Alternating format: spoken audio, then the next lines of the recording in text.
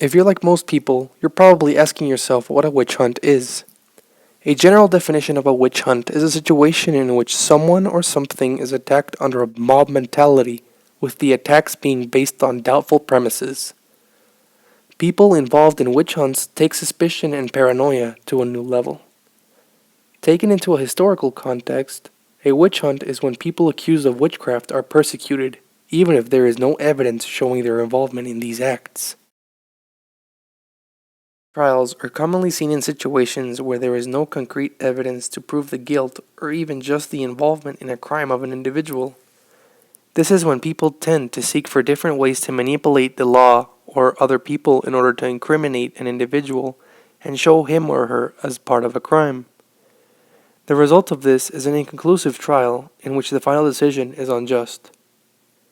In the Crucible, for example, the court trials several people due to accusations and fabricated evidence of their participation in witchcraft. The accused were forced to admit their guilt of being involved in witchcraft, even if they were innocent, in order to have their lives pardoned. If not, the court would assume that they were guilty of their charges and they would be hung.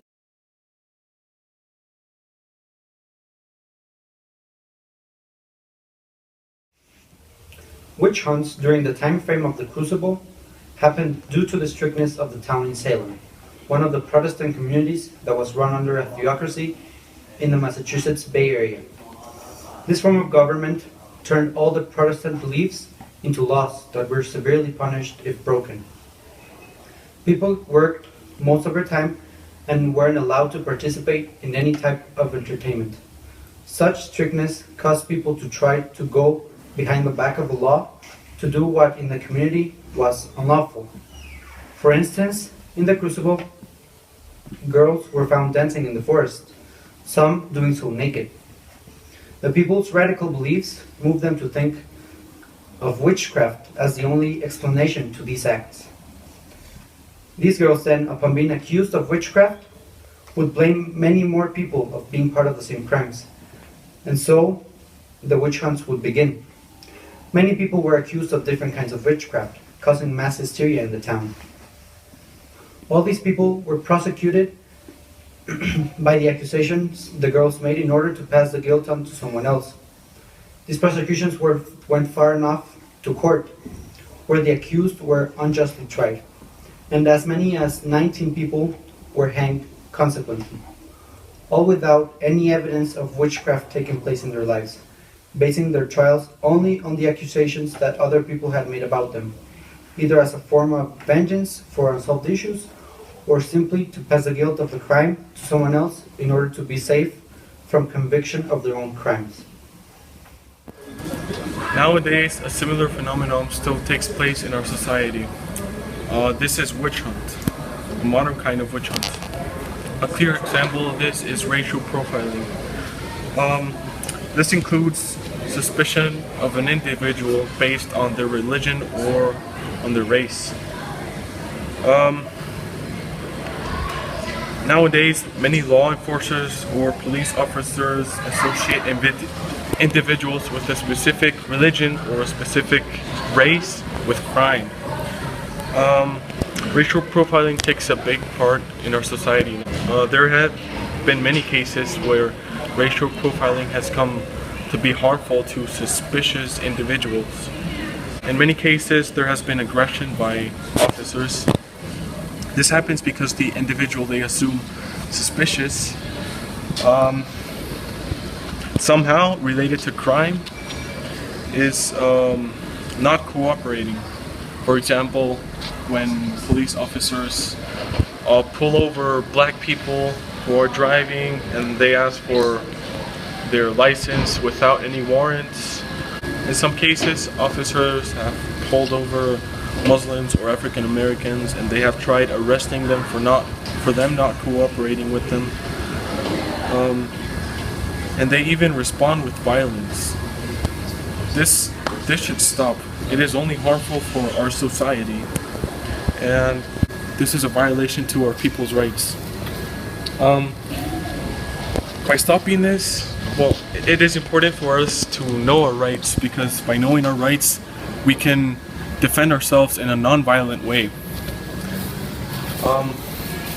We have a friend in here, a fellow Anas. How you is, cuz? How you is? What do you think of racial profiling? Racial profile? Yeah. Bruh. Let's start off with people thinking just because we black, we like to eat fried chicken all the time. That ain't true. Maybe sometimes we like to eat fish sometimes, you know what I'm saying? Alright, we don't always say, you know what I'm saying, you know what I'm saying? Alright? And we just, you know, and sometimes we just grow up in our lowriders and they'd be like, this guy trying to shoot us. Bruh, we're trying to, you know, enjoy ourselves, you know what I'm saying? Yeah. God. Why do you think that cops pull over Muslims or black people? I don't know, man. Think it's something about like they scared because we cooler than them or something. Okay, thank you, Ines. I got We you. have another fellow here, Fares. God. Fares, what do you think of racial profiling? I think that it is very common all around the world, especially in the United States, and it is something that is very corrupt, especially due to the government, that they're really implementing this now that we have a new president, Donald Trump. He's really racist, so he's his attitude towards the government is making racial profiling more known, and it is becoming something that is happening too common now, too often now. How do you think it affects you and us? It affects me because I am a Muslim and Arab, and if I go live there, I feel like I will be racially discriminated because of a religion I practice or because of a nationality that I have. And there might be some bad people that are my religion or some bad people that are Arab, but that doesn't necessarily mean everyone is bad or that we should all judge someone for what they practice. Yes. Do you think they should stop? Yes, it should stop like now. And stop saying that black people eat fried chicken. It ain't true. Not always true. Alright? Thank you. Thank you, fellow. Because Good afternoon, ladies and gentlemen, and thank you for joining us. This evening, we're going to be talking about racial profiling and how it affects our society. On the line, we have our professor, Mr. Stephen White, who's going to give us his input on it. Hello. Good afternoon, Mr. White. Good afternoon. How are you? Great, how are you? I'm excellent. Thanks. Could you please give us your input on racial profiling and what you think about it? What I think about it? Well, I think it's something that sadly is going on in so many levels of society, and it goes on in a way that is, I would even say it's on a subconscious level that most people to some degree or another racially profile. Okay, and what are your views? Have you seen this take place in our modern day society, or what are your views? Well, as you said, I'm a professor, and yeah, for sure, I've seen this happen.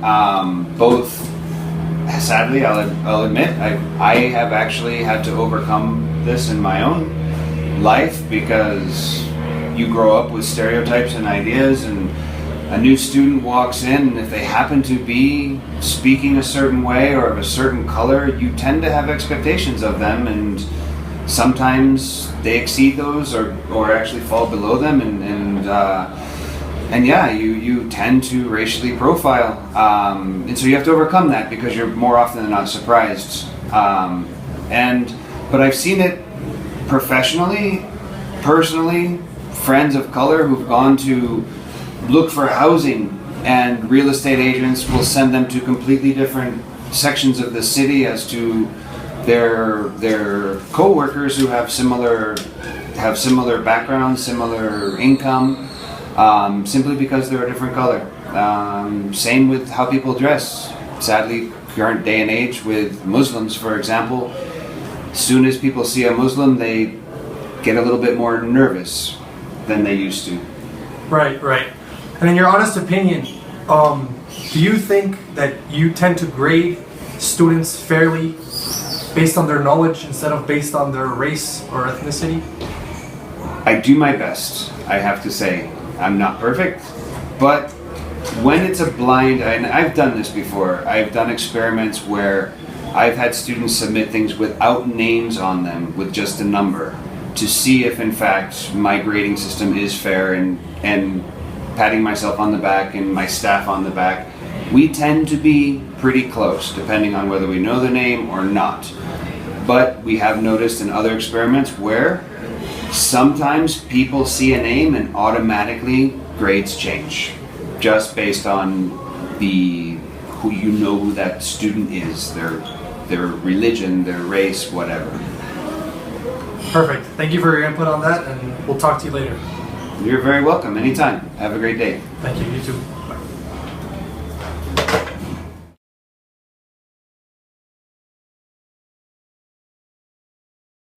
Shopping while black Vine video goes viral.